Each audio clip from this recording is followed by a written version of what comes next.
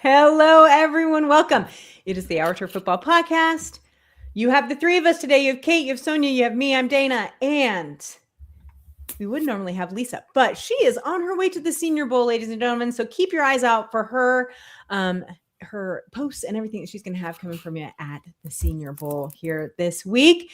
We have a lot to talk to you about tonight. Oh my gosh, it's a full show. Even though we only had 2 games this weekend, there's been a lot that has been going on. And so we're going to talk about coaches, the ones currently in the NFL and ones who aren't getting in the Hall of Fame. We're going to talk about salary cap for just a little bit. And then we're going to break down each one of these games. And then we're going to talk about the 3 teams that are left to get a head coach. All right. But before we get started, obviously, we want to thank our sponsor, Donkey's Place Cheesesteak.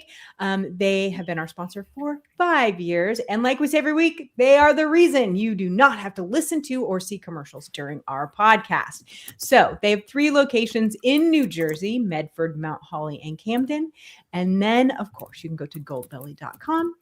Type in Donkey's Place Cheesesteak, it pops right up, and they will send it directly to your home. All right, everybody. Huge thanks to them. I have to say thank you to Kate and Sonia because they covered these games this weekend. They knew that Dana was not handling that game with any sort of logic. And so I want to thank you too. The thing that made me laugh the most was that, we assigned it and I was like, yeah, well, Kate and I will do it. And then Dana comes on. Oh, well, if you need me, just let me know. Girl, bye. We know you're not. It was not happening. Okay. I was a freaking disaster. And I put on Twitter and all over, I'm like, I've seen all these reaction videos of all these Seahawks fans right at the end, when Puka Nacua came down, he was still in bounds, so the clock ran out and everything. And they're like, oh, yay, we're going. I'm like, how the hell are you people so calm? I was a freaking, I'm running around my kitchen. Like, it was crazy. It was crazy. We are going to talk about these games here in just a little bit. It still gets my heart rate up. My heart rate was in the 90s for 3 hours. I've got quite the workout. Anyway, okay. But first, we want to talk about some news that broke today that shocked me until I saw some of the explanations that came out. It was announced today, leaked. It was completely leaked. Like, I'm wondering if he did it his damn self. Like, seriously. But Bill Belichick supposedly is not getting into the Hall of Fame this year. Should have been first ballot. Should have gone right in. Everyone expected it. And then the answer was no. Kate, did you see the reasonings that they put that were being leaked? Again, leaked. It's all leaked for why Bill. I think he said he only got 40 of the 50 or didn't get 40 to 50 or whatever the criteria was. He was short. Well, Lord knows I don't like short when it comes to football. But none of it's official. There's been nothing released by the Hall of Fame committee. There's been nothing released from there. Absolutely. It's just I believe the coaches committee had 9 finalists, and I think they only get 1. And there were a lot of really good guys in that class. True. It's true. So, what reason is he given for why he thinks he was snubbed? So I don't know. I don't think he said a word. I don't think it's come out, but what has been leaked, or this GM told me this, or this voter told me this crap on Twitter, is that it was the scandals.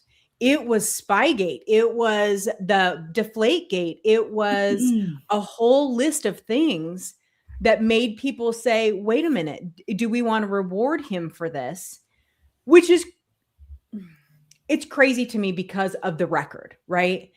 Tom Brady's going to be a first ballot Hall of Famer. We know that. That's a given, right? And so we all think that's why Philip Rivers came back and played 2 games, right? Like, so he wouldn't have to be in that same group. But it was just like, that is supposedly what's being leaked out there. It was surprising to me. If that reasoning's the case, I'll believe it if Brady doesn't get in on the first ballot. Because they are so tied together. If you're going to, if you just want to make a statement, like, you know what, you're going to wait till year 2. And then we'll get you in. I don't know. No, maybe just as a little punishment for embarrassing the league. Robert Kraft is still allowed to have a team that's going to the Super Bowl. What he did is far more egregious and offensive to me as a person than what Bill did. He ain't trying. So let's look at some of the comments on here because that actually was just brought up. Coach says Robert Kraft has something to do with this, and that could be. Sue thinks that she thinks that Bill should definitely be a first ballot. I kind of agree, but then CP says Deflategate deserves a 1-year wait. Look at you, Ryman, and you didn't even know. Look at you. Good for you. No, but it's true. But Big Red has a great question. Does coaching in college football push him back? I don't think that has anything to do with it. Is that correct? Okay. I didn't think so. I don't think so. And Kristen says, I think it's fair. It's shocking, but it's fair. Yeah, that's really interesting to me. I don't know. I find it interesting that it was leaked. Why would it have been leaked? Why, unless they were just preparing people for not getting in. I don't know. It does seem a little surprising to me, though. I will say that. So, well, the Patriots are going to the Super Bowl, right? They need stuff to talk about. It's fair. I mean, but really, do they need that though? I don't think they need that to talk about. Yeah. Honestly, it kind of reminded me of how Barry Bonds hasn't gotten into the Hall of Fame, And so while it's not as egregious, I guess, to the baseball writers of America, because those poor people, my goodness, they hold a grudge. But it feels kind of like a punishment if that is truly the case, and this is their last chance to kind of get them back or something like that, just to be pure haters. But sure, I don't know. That's just me. So CP has an interesting comment. I bet the same thing happens to Sean Payton. I freaking hope so. Sorry. I have to say, I was a little sad that the Broncos didn't make it into this game because I was really hoping to beat Sean Payton, but that's okay. It's a whole different thing. And then Big Red, God love you. Bill's a century old. Unless he's getting in after he's gone, he needs to go. There's a couple coaches like that, Big Red. Sure. Yeah, I think that's interesting. I think it does add a little bit of drama to what's going on with the Hall of Fame. Normally the Hall of Fame is like, oh, yeah, okay. So that's a little bit interesting, but I don't know. Maybe he and Tom will go in together. Who knows? Hand in hand at the same time. Ugh, oh, God. Gross. All right. Then before we move on to the games, I wanted to talk about something that popped up for me that I sent to you guys. I said, we have got to talk about this. And there was a list that was put out there that said was the projected 2026 NFL cap space for each team, right? And so let me see. So sorry, this is being weird for me. And so looking at that is, I'm sorry, I am so sorry. All of a sudden my computer is completely giving me a free. Here, let me just pull it up on my phone. It's way faster. So what was interesting to me on this one is the teams that are sitting toward the top of this list, right? So the Tennessee Titans, who just hired Robert Saleh, we're going to talk about coaches here in a little bit, $100 million they're sitting on. Now, I will tell you this. I went to the Seahawks Titans game in Nashville. It was a much better game than I thought it was going to be. And I know they had a terrible record, but they've got some pieces in that team. They are going to be good. I was so impressed with their quarterback, and oh my gosh, their rookie wide receiver. There's so much good there, and then to have $100 million on top of it, and there's a lot of players very loyal to Saleh, so it'll be interesting to see what they do with that. Right after them are the Raiders at $91 million, and so these are teams that needed to rebuild. The question mark with the Raiders is going to be Max Crosby. Do they trade him? Do they keep him? What happens there? Does that change that number so very much? Now, obviously, this number is going to get fudged as people pay their contracts. I know, like, Seattle is fifth on this list at $77 million. They got a lot of people to play this year, people. So that number is going to change. But some of these top ones, it is the Titans, the Raiders, and then we have let's see, who is that one? That is the Jets. 87 million. So these are teams that are going to be desperate for this money. What was really interesting to me, guys, 1, 2, 3, 4, 5, 6, 7, 8, 9, 10, 11, 12 teams in the negative before they get started. The Chiefs being the worst, 55 million, negative 55 million. So that's going to be a really interesting thing to watch when it comes time here in just a few weeks when we talk about the new league year and players starting to get traded and all of that interesting stuff. So, well, and a couple of those teams are going to have brand new head coaches who are now starting in a $20 to $40 million hole, like Miami and Cleveland. And who else was on the list? The Titans, Raiders, Bills. Oh, the Bills. The Bills. Yeah. They're going to have a brand new head coach coming in with huge salary cap issues, as opposed to the ones who have all kinds of money to spend, like the Titans, the Raiders, the Steelers have a ton of money to spend. Yeah. So those coaches are going to walk in with an open checkbook. Yeah. So Sue says the Bills have a lot of backloaded contracts thanks to Bean, who was promoted. Yeah, we could do a whole show on the Bills, Sue. Holy God, that was the wildest week ever, for sure. Big Red, let's see. Big Red, where did you go? There you go. You guys keep adding comments. Okay. Big Red says, does salary cap change for Vegas with Mendoza possibly getting guaranteed money? Probably, but most teams have they have kind of a kitty for their draft class, including a big first round pick. So they'll have that worked in at some point for sure.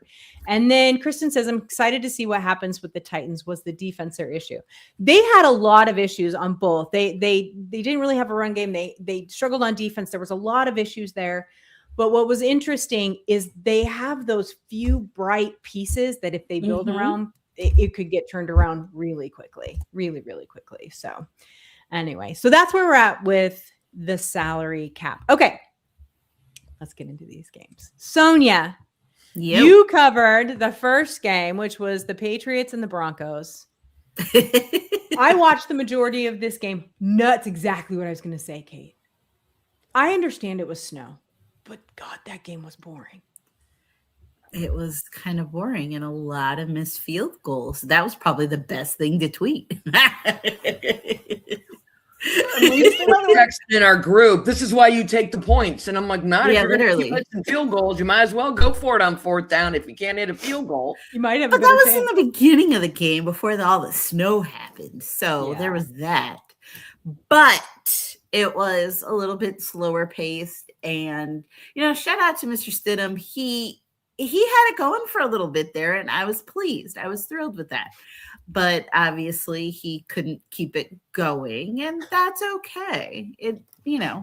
I felt kind of bad for him, but hey, he did what he had to do. I think if they had taken the points in that case, we might have had a different outcome, I think. But the Patriots defense was pretty tough, I think, too. And I don't know if that was just because Stidham was there, but it was a good defense. I think they were playing some pretty solid defense. So it's going to be fun to kind of watch that in the Super Bowl. But that was my biggest takeaway, is that the Patriots defense was stout. Very, very stout. Yeah. Yeah. So I'm looking at this. Oh, go ahead, Kate. I was going to say the Patriots had two takeaways. They had an interception and a fumble recovery. And when I looked at the stats afterwards, that's really the difference in the game. Very clean from a penalty standpoint. I think there were only like 3 flags. And very even stats across the board, but those turnovers. So here's the interesting thing as I'm sitting here looking at these stats, right? So Drake May, 10 of 21, 86 yards. That's all he had in the whole game, 86 yards, no touchdowns, no interceptions, 5 sacks, right? Jarrett Stidham, 17 of 31, 133 yards, and 1 touchdown, 1 interception. That was huge. 3 sacks. But his QBR was 19.6. His rating was 63. Drake May's QBR was 62, rating of 58. These were not good quarterbacking game. This was a mess. I think really what was hugely important, Drake May did run in a touchdown. And that was was good. Yeah, and that was good for him. But Ramondre Stevens, 25 carries, 71 yards. The best. They really split the runs in Denver between Harvey. Stidham had 4 runs. McLaughlin, there was so many. It was kind of interesting to watch this because it really seemed to be a defensive game, which I love, right? But neither offense could get any traction. And it's interesting because then what I saw happening after the game was then people going back and nitpicking who each team had played. How did they get there? Was this easier? Was it harder on the AFC? And I don't know that was necessarily fair. They won. They got there. This did it. And yes, Bo Nix, maybe it would have been different. I don't know in that type of weather. It just kind of is interesting to me. But of the two, I mean, you can't really say one team was better than the other. No. No, but New England's a better story going into the Super Bowl because Mike Vrabel played as a Patriot and now he's coaching as the head coach of the Patriots. Yeah, they haven't won enough. Story. So I don't want either of these teams to win the Super Bowl. I didn't really care. You don't want Why the Seahawks? would I want the Broncos or the Patriots? Oh, I thought you meant the Seahawks or the Patriots. I'm like, what? Gone to the NFC. I don't want either of the AFC teams to win. So I didn't care other than as much as I dislike the Patriots, I really dislike the Broncos. And I understand from experience how difficult it is to win an AFC championship game in Mile High Stadium. It is really difficult. So hats off to the Patriots who went on the road and got it done. And Mike Vrabel's hilarious. He's like, you guys can go out, party, do whatever you want to do, but the bus is leaving at 8. And if you're not on it, you're not playing in the Super Bowl. Good for him. He sounds like a dad. Every single one of those players was on the bus for an 8 o'clock. I bet. No problem. I bet. So we have some good comments. CP says, I don't get Sean Payton getting a pass on this game because of weather. Don't they have forecasts? There should have been a better game plan. Agreed. I mean, you can maybe give a little pass because you have your backup quarterback in who hadn't thrown a pass since 2024. But even that, yeah. So then Big Red says the fact the loss was as close as it was for Denver with a backup quarterback is impressive, though. I agree. And that's a huge knock for the Patriots, right? And I think that that's it's good for Stidham. Like Sonia, like you said, he actually played not god awful, right? And against a really pretty, the Patriots defense is serious. And for it to just be, 10-7, that's been the Broncos whole season, even with Bo Nix in the game. Yep. I had people saying the same thing to me, and I'm like, no. Let's go back to, was it the Bears game where they had to score 33 points in the fourth quarter to come back? They have the most one score or less wins of any other team in the NFL. Like 9 of their wins were by less than a score. So they're very good at game management and keeping it close. They're not blowing anybody out. So a 3-point game, whether it's 10-7 or 7-10, is exactly Broncos football this year. 100%. I read that stat too, and I thought it was even by 3 points or less. So it's might have been 3. Crazy. I knew it was at least it was 1 score. Some crazy thing. Let's see. Coach says that's why having a backup quarterback that is like your starter quarterback is important, but not everyone can be Jeff Hostetler of the New York Giants in the early 90s and be that lightly in the bottle. Oh, Broncos for sure. Absolutely. But that's the problem with all of those games they won by those little tiny margins. You didn't have a lead in the fourth where you could say, hey, let's put the backup in and get him a couple snaps. Yeah. You needed your starters in until the whistle blew. Yeah, 100%. Sue says, when you got the backup, you take the points. We have been talking about taking the points. We're going to talk about it in the NFC Championship game too, because let me tell you, there was a mistake there made by Mr. Perfect Sean McVay. So, that's really interesting.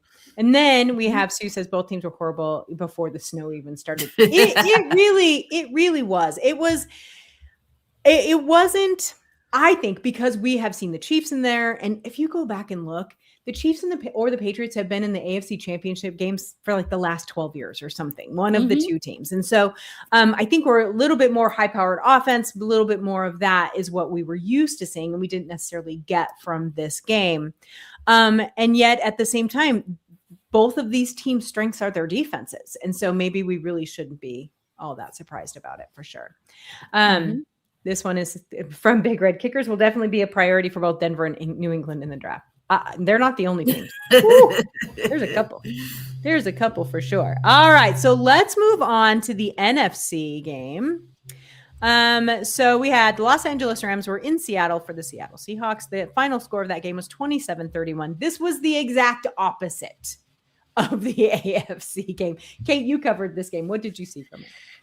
I saw a lot of very evenly matched football in the first half. 10-3 Seahawks at the end of 1, 17-13 at the half. And then neither defense showed up for the third quarter. And 28 points were scored in the third quarter and then none in the fourth. So apparently the defenses took the third quarter off and then showed back up again. They were exhausted. They needed a minute.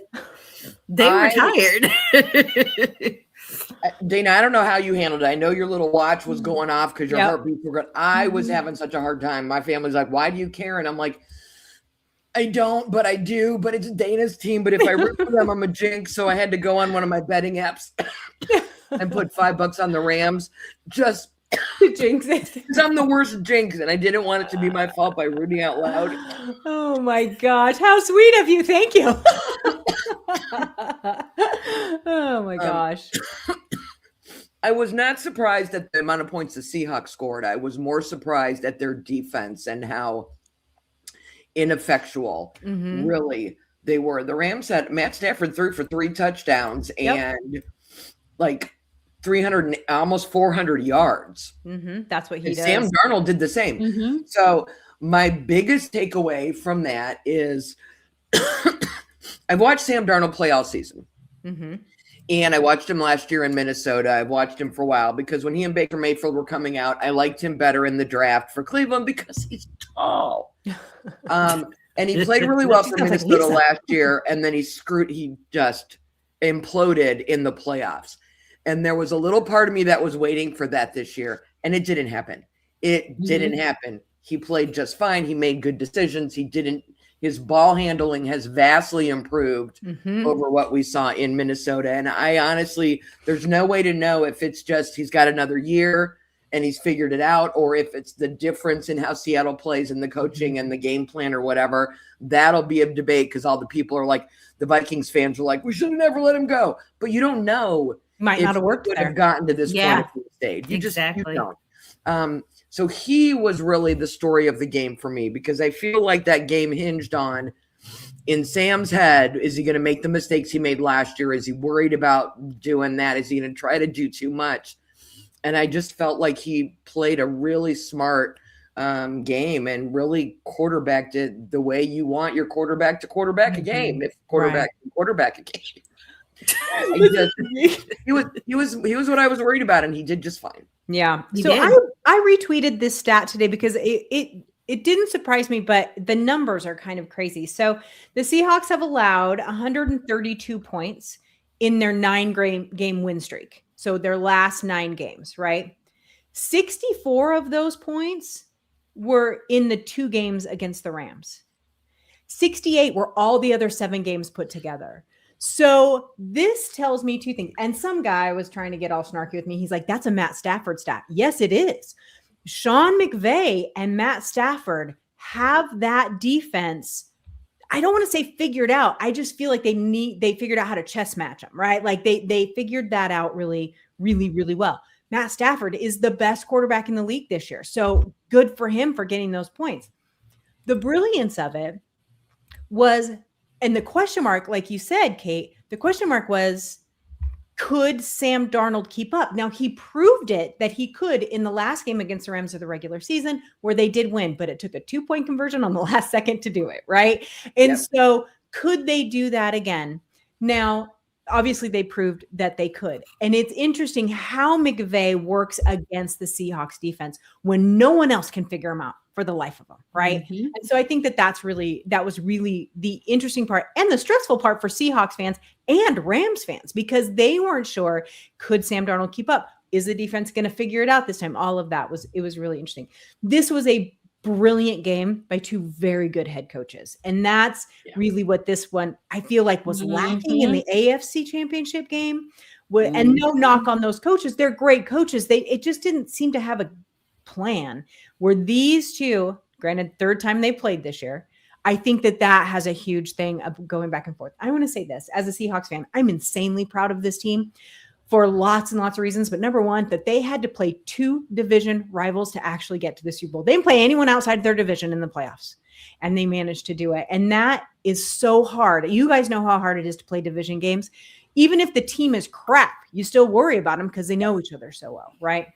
Yeah. So I think that was really impressive. There's lots of things, but Okay, you guys, I will talk about this because in the chat they keep talking about Tariq Woolen. Okay, CP Reek will redeem himself. So Tariq Woolen, God love him, is a cornerback for the Seattle Seahawks. He's the one that got the taunting penalty when they were at a 4th and 12 and got a 15-yard penalty and gave him the ball back. Tariq is known for, he goes by Reek. Reek is known for kind of running his mouth a little bit. He's very Richard Sherman-esque in his attitude, not necessarily his play. They play differently, but in his attitude.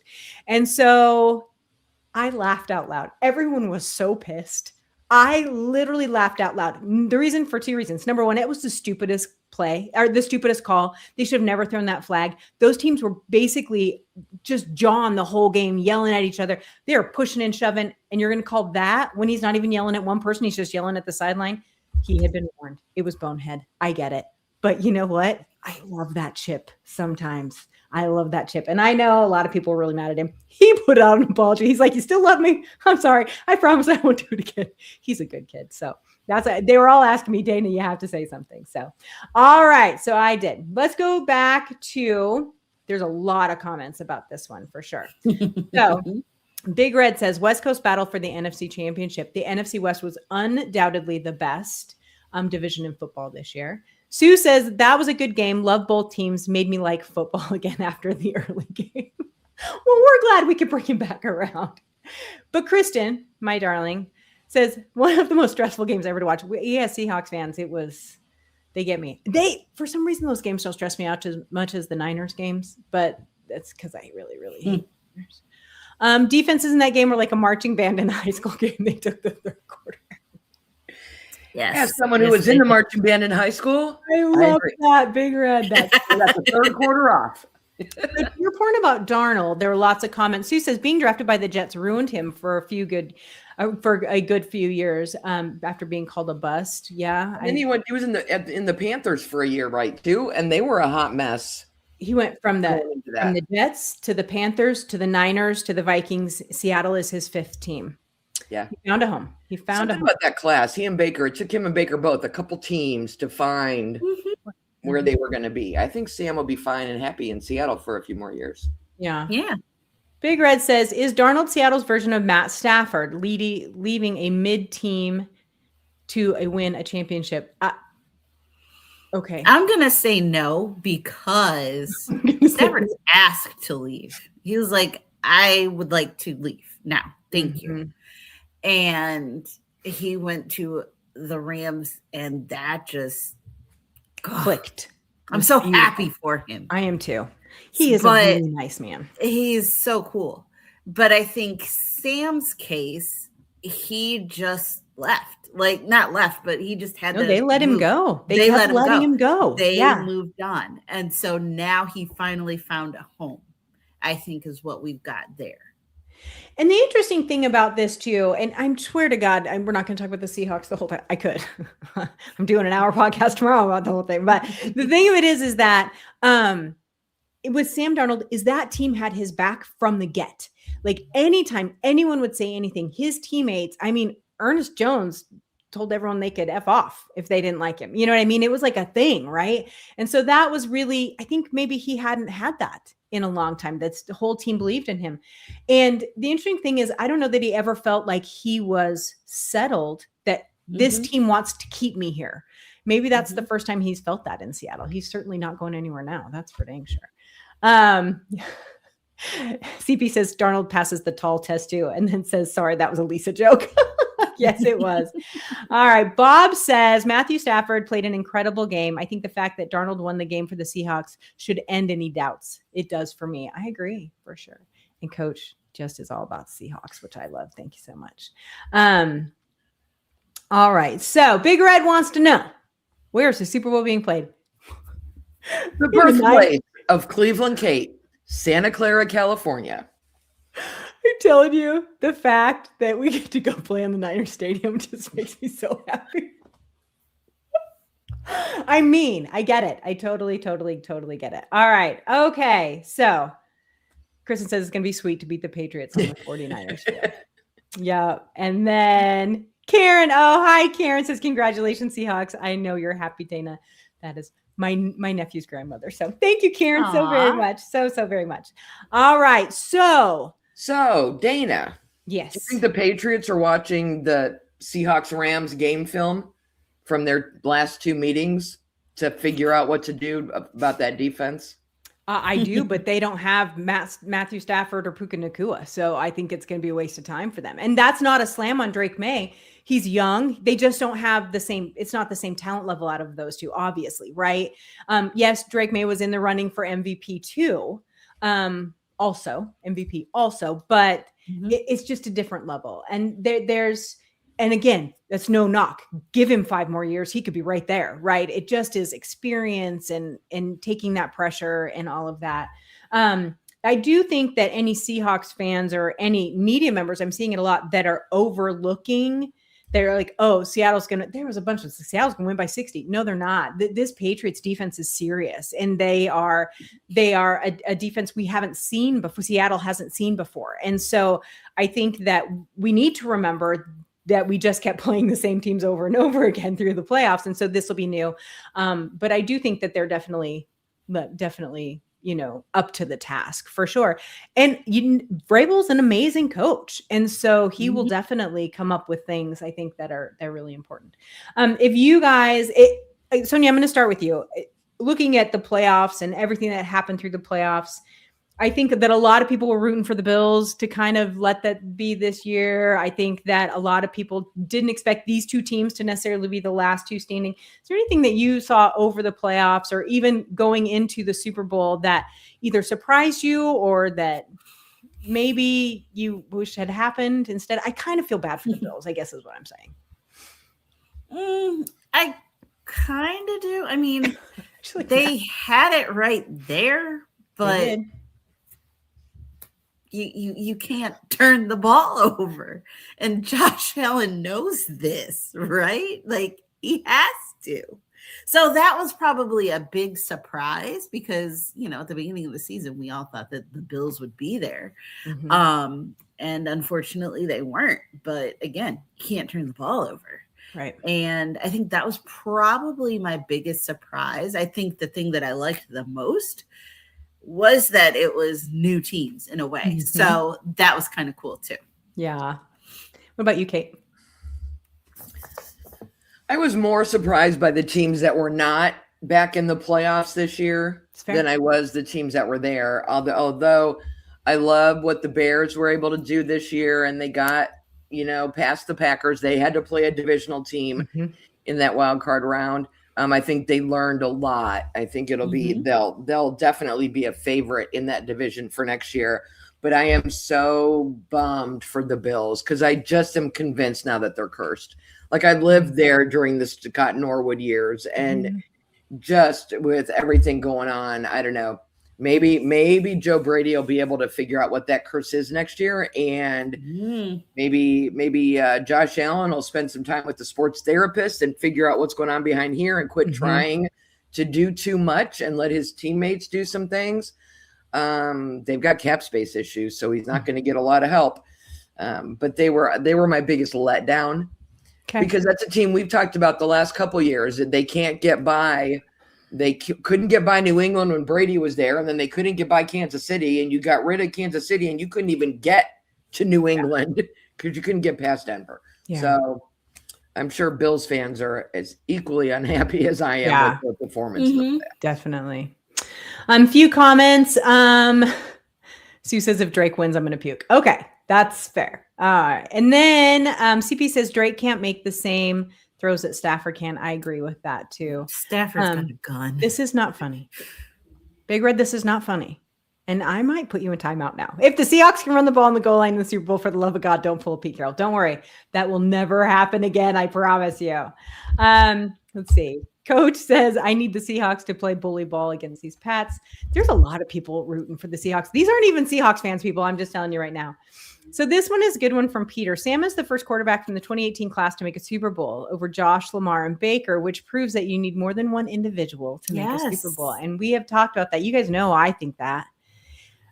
Sam did correct someone and said, hey, I went to a Super Bowl. I just didn't play in it before when the Niners lost to the Chiefs. But it is interesting with that vaunted class that it ends up with Sam Darnold there. So let's see. CP says Sam hasn't turned the ball over in the playoffs, highest quarterback rating of any of the PO playoff quarterbacks. Let's see. And then Big Red has a question. Barring huge setbacks, which playoff team do you think can run it back? It's a good question. What do you think, Kate? You mean make it in again next year? Mm-hmm. Bears. Yeah, I'm pretty impressed with the Bears too. I really do think the Bears are going to get in there again. Mm-hmm. The AFC North's a hot mess, so I'm not going with either of the teams from there that we're going. Probably the whole NFC West next year. Why not bring 4 teams from one division? Can you? Oh no, the Cardinals are still in that division, right? Never mind. We'll take 3.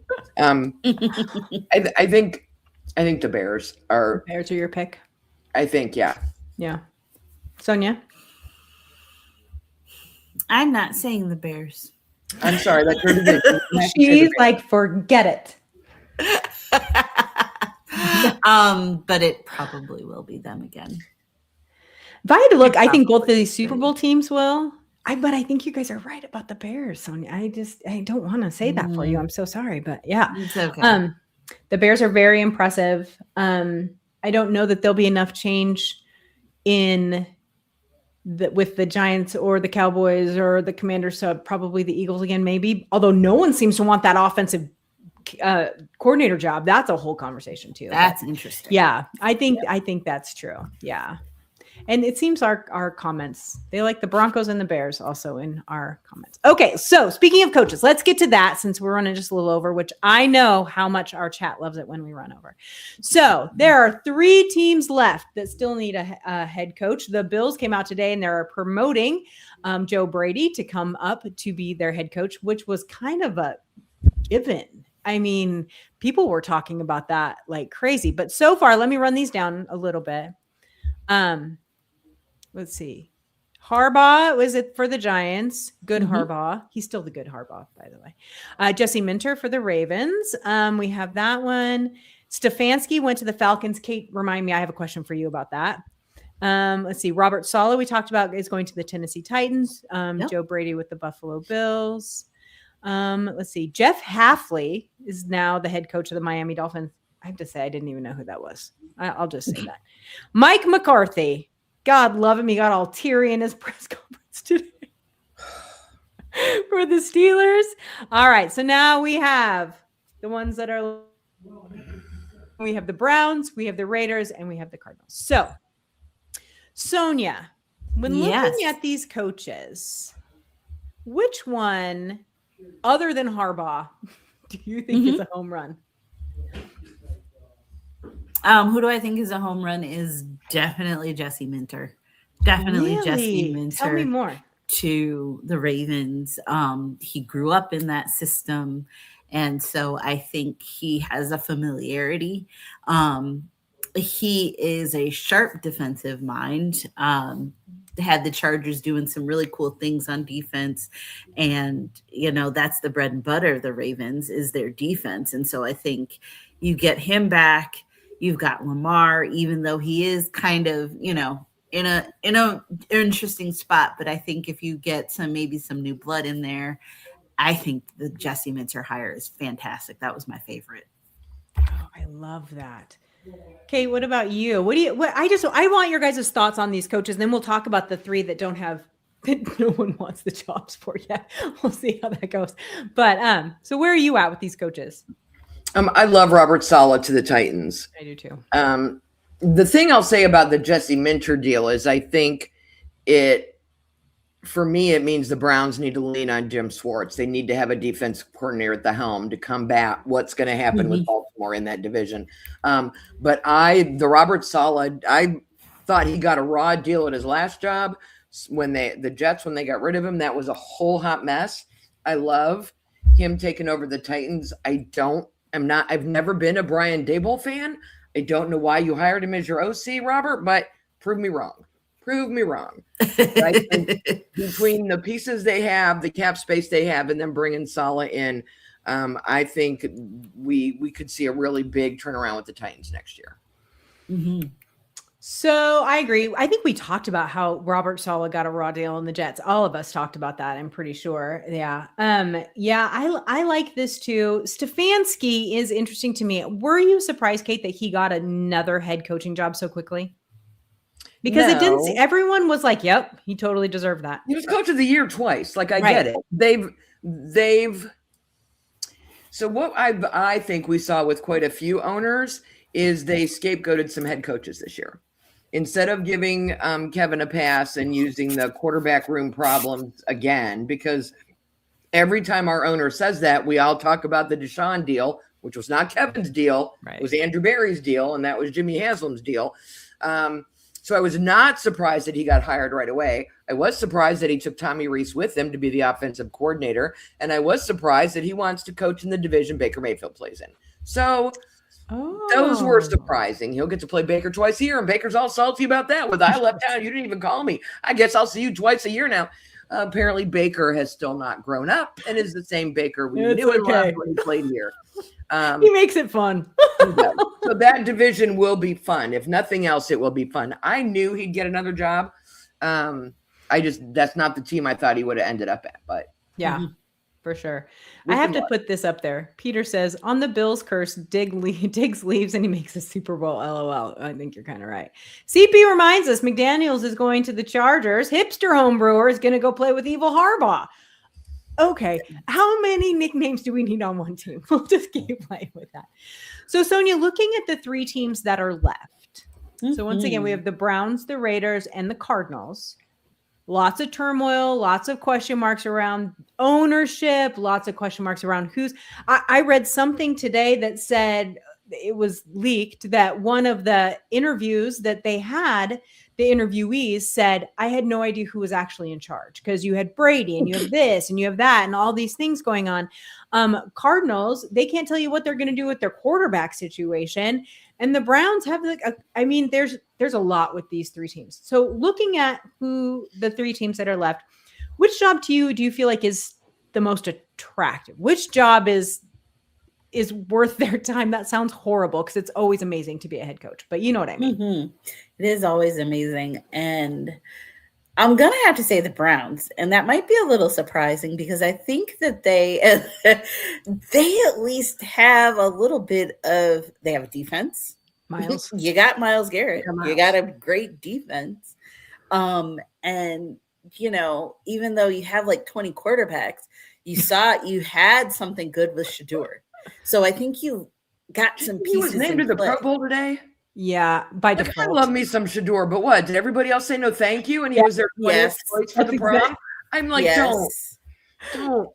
And he's taken so much heat for it. It's not fair. He didn't do it for. He didn't do it. No. I mean, he's all right for what he is, but he isn't all that yet. Right. But anyway, sorry. He'll get there. But I think that at least has a pretty decent nucleus right there. Okay. The Cardinals.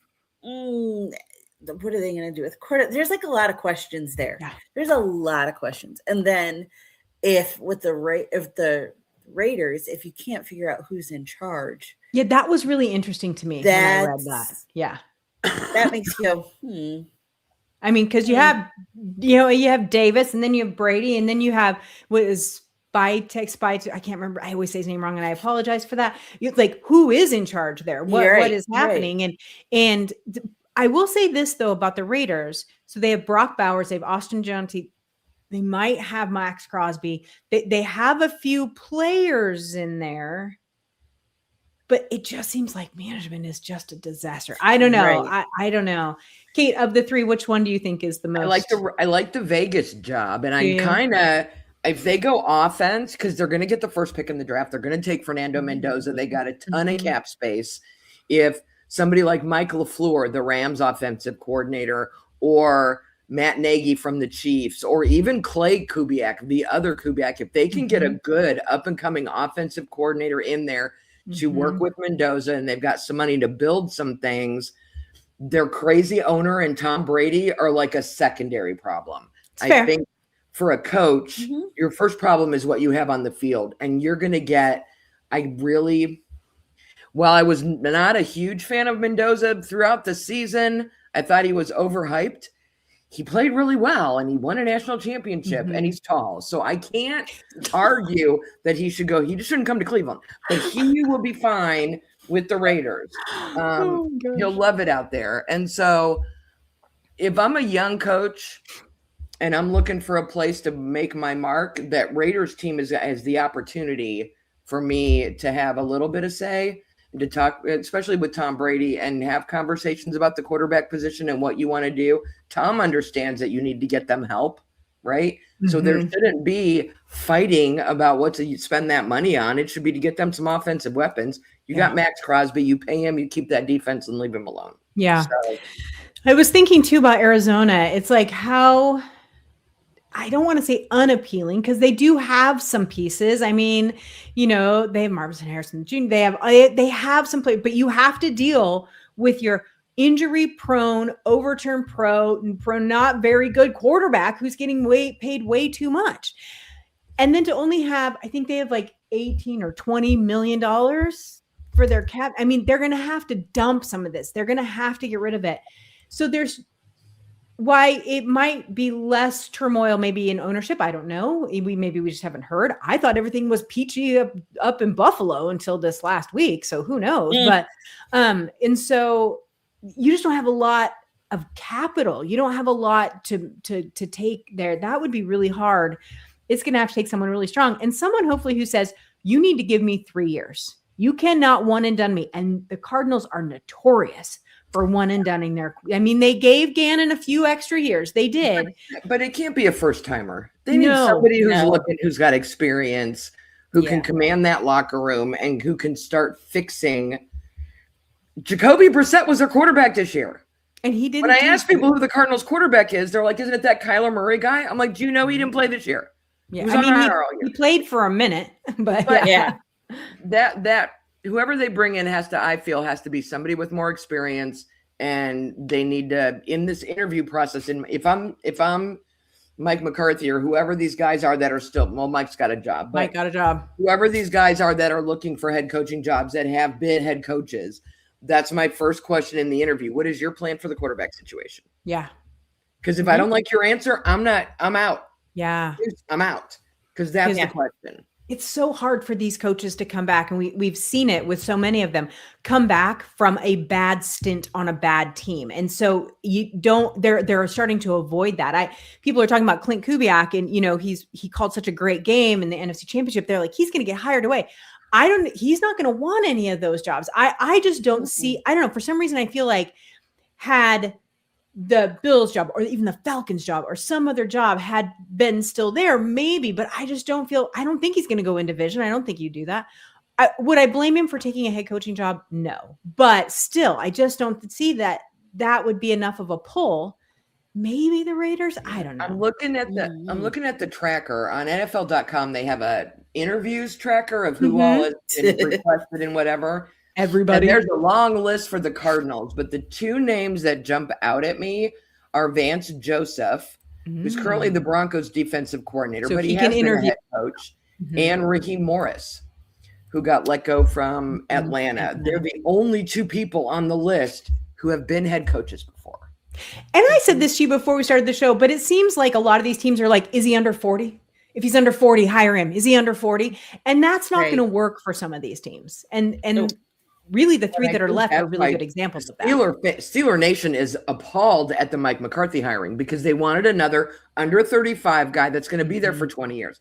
Mike McCarthy is a bridge head coach. Yeah. You're going to get 3 to 5 from him while they try to figure out, because this year it was just a feeding frenzy. And I think the Steelers organization wisely said, you know what, we're just going to step back. We're going to bring in McCarthy. And we'll let these 9 other teams who have to find coaches handle that, and we will start keeping an eye, because I think they scout coaching staffs the way we scout football players during the college season for the draft. They were not expecting Tomlin to leave. I've had that confirmed by a couple people. I thought it was kind of a wink, wink, nudge, nudge. We don't want to fire you. We'll just say you resigned. And that is not the case. He was done when he went in and said, you know what, I'm done. And he's going to take a year off and sit back and figure out what he wants to be when he grows up. And that's awesome. And I think as an organization, the Steelers know they got lucky with him. and they weren't trying to set a trend of hire a guy and keep him for 20 years. Yep. It's biting them in the butt now. And so they're going to do I don't think McCarthy's a bad hire. 62 or something. 62. I mean, he's not 70 like Bill and Pete. 3 to 5. He'll be fine. He's good. And they'll be keeping an eye out on when the timing is right to grab that guy they want to grab. And we'll see if that convinces Aaron Rodgers to come back too. That's really interesting. All right, so let's go ahead and look at some of these comments. We have gone way over. Thank you very much. I'm so sorry. All right, so Kristen says, I think McCarthy was the dumbest move. He was washed 10 years ago. I'm so glad the Steelers will most likely stay mid to bad. I will say I don't hate that hire. I think for what they're going to want out of him and to just kind of learn up some of those younger kids, I think that's good. I think that he'll be fine. Big Red wants to know issues with Rodgers in Green Bay, and then he went to Dallas where he had Jerry over here and Dak over here. This could be very different. Yes. Big Red wants to know, is being the head coach in Cleveland a blessing or a curse? Kate. Yes. Got you. All right. Kristen agrees. The Browns for sure one of the best defenses in the game. Yes, we do love this. Big Red wants to know, could Brady pull a Jerry Jones and take the whole thing over? The Davis family will never give that team up. I was about to say no. Yeah, I don't think so either. If that's what he wanted to do, he should have gone to a team that's owned by like a business group or a businessman and not a team that has been in the family since the dawn of the NFL. Absolutely. Bills knew who they were hiring before they interviewed 9 others. I completely 1000% agree. They knew the minute they fired their head coach who they were hiring. 100%. All right. So it looks like Lisa's here. Hi, Lisa. She's freezing. Hello, Lisa. It's cold in Florida. Yes. Okay. CPI did the same thing. Kate texted the group and was like, or maybe it was Lisa, and said, they hired someone so old. I'm like, he's only 62. I couldn't believe it. Yeah. Right. Anyway. Okay. So thank you guys. We went 50 minutes instead of 30. So thank you guys so much for hanging out. It happens. There's a lot to talk about. So we'll be back again next week. We'll probably dig deeper into this, the Super Bowl that's coming up. And believe it or not, the first mock drafts are already coming out, people. It's already time, believe it or not. We should talk about that. Our predictions for the NFL honors. Oh, that would be great. MVPs, players of the year and stuff. That would be super fun. We'll do that Super too. Bowl. We can make some predictions on those. And I'm going to pull out our pick show prediction. I'm pretty sure someone in the chat might have been, and I can't think of who, thinks the Panthers will be back in the playoffs next year. Oh, geez, Big Red, do you think? I think they will be too. I think that they're very good. All right, everyone. So we'll be back next Tuesday, same time, same place, 8 p.m. Eastern time right here on YouTube. But you can also see us on Twitter and on Facebook. We'll see you guys next week.